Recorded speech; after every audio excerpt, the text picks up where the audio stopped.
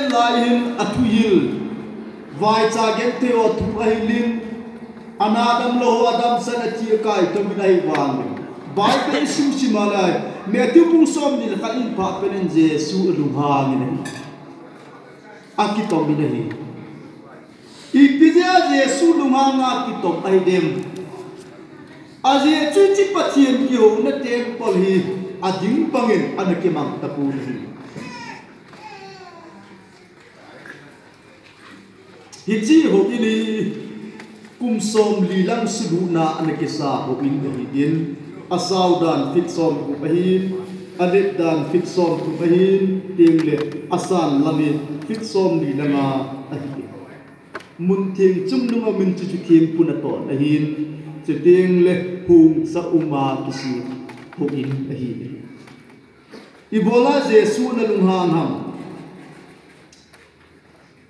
tebal nekal pun puwa anakisim lai bangin temple dohi pun pu bangin asi movie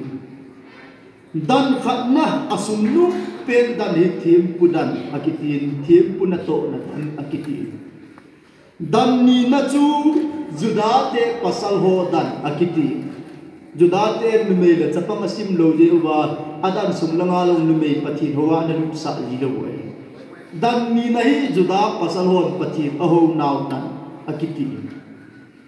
dan thum nahi polam ahi hichi polam dan nume ho le zentel ho dan akiti nahi juda nume ho le zentel ho reng khana ki koya polama ki koi ama ho asum langa duna pathi ho theilu polanga puna pathi ahim ga ho da ahi nume ho le zentel ho juda hi lo jibin adi di pasal ho sang nume ho awang pha nei Israel lewan tuni dong hinu mi hot pulanga kuna tu ki ngai tho di win ho in sunga tu ngai kom te jebin patin thangwa no men mitangin amen ti dong mi ho be amen le tiu ngai hey pulam hin nu mi ho le jem te lo patin ho namun ahi ibola jesu lunghang ham khat ngai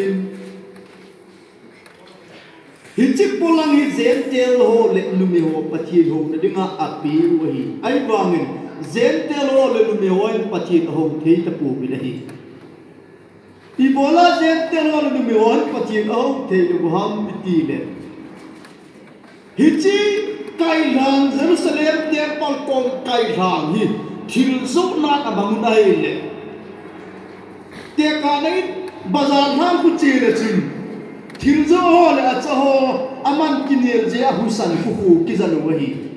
aso ho zo atong them khat be ne de ti achaho zo amalung gel banga acho da ti na kinel ta husan pa ku hichi tem pala ya na uma hichi thilzo ho le thilzo kinel husan hichi hu kin je ai pulang da na se te lo le ni on pathin ho si a het lu wai ta apathin lo asu pui pi Adanin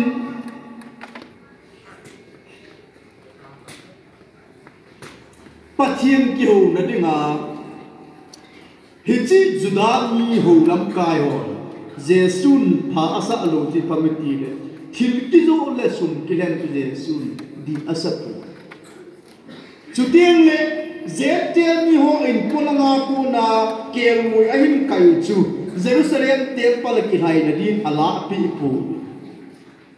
Aba ho aso mong mong bo chu temple ki hai na dingin ala pi hiti dong chu atu min azo ki apa chien ho chu bi na ai na jesu kristai ne u cha hu ati sen nahi sum ki le na long ne gu cha gu pathian ki ho da long ne gu cha gu a thiem lo apo lung chim hoi lo adim se peri jesu namun adi di apolang dana lubei de zente lo pathian ho de dinga akoi piu mi pathian ho thei ta lo pa kin ni ta ki ha sil na hu san ni ma dim perin zente ho ni mi on pathian ho thei ta pu hi chi cha be na le jesu ma thama tom kai in chu ku cha mi chom ko hu in na sim ta kai in chu taw na in zo ki ti ding hilo ham ti a thil zo ho chu a le che pi va par ki hen ho a ha do pi ka in hi ti ding hi lo ai ka in chu taw na in zo ki ti ding a hi tin ama a de ta a in chu a jesu a nei pa ama a in nei pa de ba nga mang din ana sei nei patin thang wa na me tu jing kai no ung mi te ho patin in chu dunia hi ten pa ai ki ta pun patin in chui la ti le tu ni hin nang le ki patin in hi ta dei lei ma phum Christian Center Church ho bung mi te hin patin in wang hi chi na koi pam khan in ke lagao ting chen chu kai nai patin in chu kai ai wang in lo aka tam piam den ke hi kitchen ka hi ati ipia kitchen kisan ke da puli le dam kitchen a puji ja ke hi kitchen room ka he ati so lei ma ko mo bung mi te lo hi patin in chu hi vinai wangin atam ko hi kitchen i hiu da nei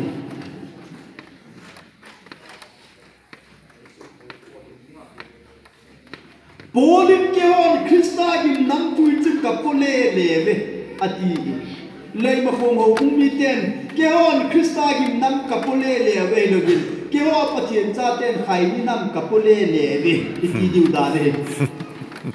be ni nam kapole leve Krista gim nam hilo pathian cha hi wa nga khai ni nam pole le be ni nam pole le ipinam namam chu po tam pi chu inei bi nei athupi la pozia kain ban se de lamka wan ti se dinga ei gun wei in angai dam long le pathin na thang wa un lam ale chu thupi thin na in thin na tu se la wa mun tin gam dam ka se ya ai le lamka wan na thupi se la wa hoi lang na se ya be ti ki ti wai je in ama ho gun pang banga tin kai mun dam po lo wa ka thupi bo kan boi pi de ho bung mi te ho tu jin ka pathin amma sa pe na athin tinga ade point khak ai se nu chi phamiti le ama chen na ilum thi mui pathin athin bi ade masa hi the na tu ki sai po po wa an kinil na umhi I matsa athin lo ne lo hin ko thing mangon ke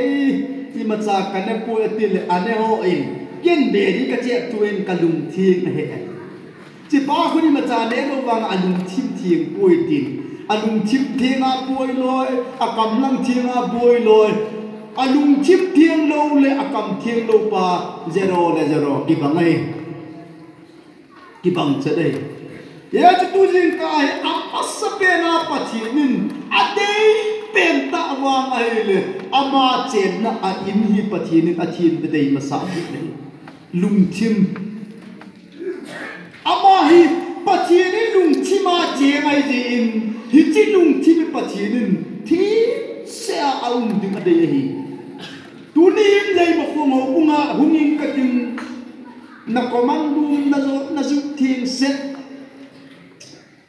na zu thing set komandum ma hun e hung thale kuyam ja ka chunga ki pa tu sei ki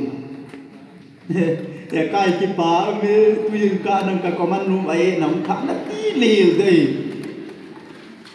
ko evangelism lo wa nei kai do de nei vo lo de ham kha I in sunga min na in sung long ti in na in sa ten ne thei bom ane na hin pai ha na kom pa ma hung lu long na lung ha ke o kom pa na o nen pai na de ham na ti na in sung long lu lo lai na in kom pa ma ane na hung ki pai le bon na thanga tom thele pathin chen na mun thing chung lung na lung thim athian lo le a cheng pa pathin hi na chungin alung kim pu ki tu jing ka isu min lo diu pakai min ka sei nom nei pathin thang wa amen amen koi pa am khat ho bung khana upa khat oi pu ka ho pu hi ka mi nui thau chang nge nge no ho pu nga ni chigam de koi ma cha hing ta pun the ti chu ka mi ri thau gam chẳng nghe nghe coi mà cha cái hình tờ lồng điu cái chi gam điu hết ta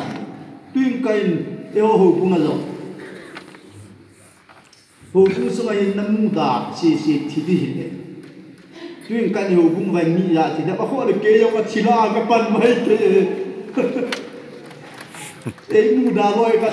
cái mu đà xì thì đó hết thì là kêu cái chi mấy thì nang cái chỉ là nó pan mấy thì isay nom si pamiti la patinin adek pe ta lung thim ama che nei patinin athing tinga adi hi chi lung chi bi ta sapung pi control pa hi ji in proverb bung li chang som ni le tu vet le na lung chim chu kem phai adi na in sunga na de pen nago la de i pen chi i ham sanatum khat bang in a in lam in a koi la chu hi chi sanatum chu nei pen du lai ji in namo koi tham lo ding phatake cha a set lo na ding apal lo na ding ida gu mang lo na ding a na